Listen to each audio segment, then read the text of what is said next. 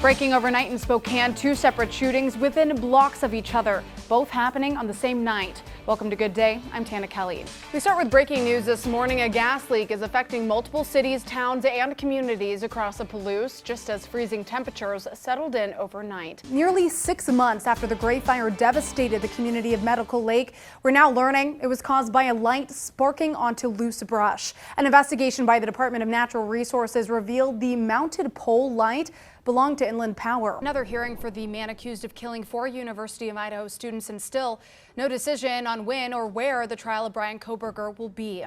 Despite a nearly hour-and-a-half long meeting on a potential trial date, a possible change in venue, and access to genealogy evidence, no decisions were made on the matters. Spokane police and the DEA were looking for this man involved in a drug dealing investigation. They were able to corner him right here on 1st and Cedar. Just 5 hours later, and the fire is still burning. When we first got here around 7:30, it started out in this building right here. You can see here behind me, there's still some hot spots. If you're checking your mailbox the next couple of weeks, don't be surprised to hear crickets. It doesn't mean your family is neglecting to send any Christmas or Hanukkah gifts. It's because USPS and many other delivery services are down workers, a lot of them. Airlines are doing a couple of deals. I know American Airlines doing $250 off for European round-trip ticket. I know there's been some controversy regarding some social media posts with your wife. Were you ever worried about, the voters re-electing you this session?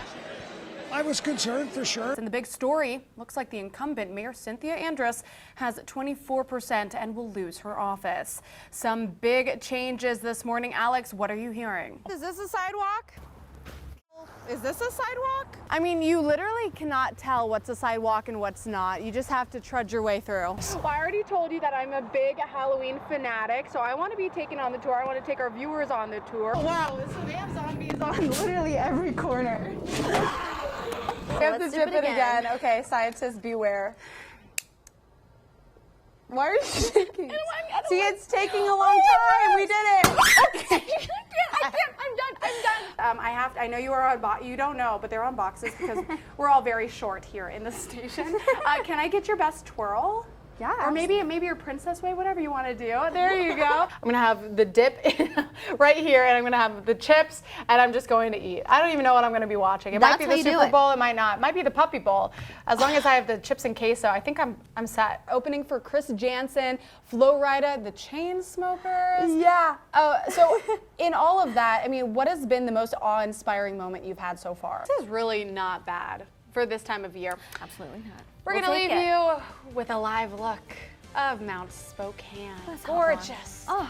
Have a good rest of your weekend. Hope you guys get out on the slopes. Toodles. Sean, we all know Freya can get hectic during the morning and evening commutes, adding kids in the mix, and it can be a very dangerous combination for those who go to Lincoln Heights Elementary. Slow down! Right on the corner of 22nd and Freya stands Suzanne Stamper, Every morning I'm here. a crossing guard for Lincoln Heights Elementary for the last 2 years. She loves helping students get to school safely. There we go. Hold on. Wait for them. But unfortunately, it's not the kids she has to worry about. It's a school zone. Slow down. It's the drivers. I usually get cussed at, flipped off, called names in front of other children and other parents. There's one. Lots of speeders, lots of people not paying attention. Last year, there was one lady actually brushing her teeth. Time and time again, Stamper says it's the same story. Drivers ignoring the speed limit, endangering lives. Every day. Last year, I had one car come to a sliding stop right before hitting me about 2 feet from my back. It's scary. In an effort to deter unsafe driving practices, on Monday, Spokane police installed 3 new school zone safety cameras on Bernard, Regal, and Ray to monitor Ferris High School, Adams, and Roosevelt elementary schools, operating during school hours while the school beacons are flashing. And starting November 1st, if a driver goes over the 20-mile-per-hour posted speed limit, a hefty fine will be mailed out. Teresa Fuller with SPD's Traffic Division says these cameras really do save lives, but they can't be everywhere. We try not to oversaturate an area because people can become immune to the cameras. Spokane Public Schools gave Spokane Police a list of schools that have had issues with speeding. A survey was done of each school, and while Fuller says Lincoln Heights was on that list, it didn't meet the requirements. The 3 sites that we did pick were far and above any of the other schools, like well into the the need for some safety cameras and much higher rates of speeders than any of the other schools that we surveyed. Stamper says she wishes her school would have been chosen. They need to come out again and do another survey. Have a good day, guys. I think it would make a huge difference. Fuller tells me that could change in the future, especially as crash fatalities continue to skyrocket. In Spokane, Tana Kelley, back to you.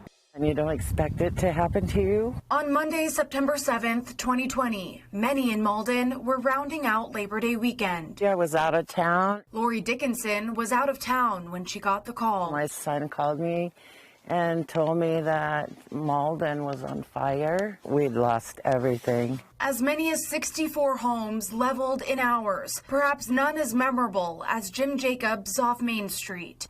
And this is all that was left after the fire. A slab of concrete, the remnants of the home he bought decades ago with his wife, Joy. After the fire tore through their home, the pair lived in this RV. There was no other place to live here. The motorhome was the only other way I could have instant living. But as one tragedy struck, another quickly followed. 44 days after the fire.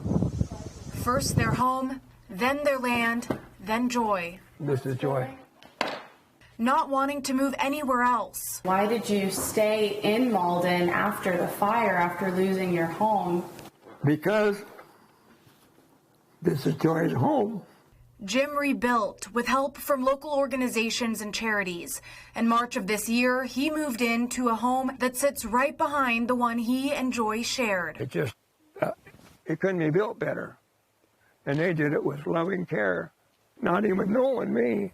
As Malden is slowly being rebuilt home by home, I really believe that people are starting to take pride in Malden. Jim remembers. There she is.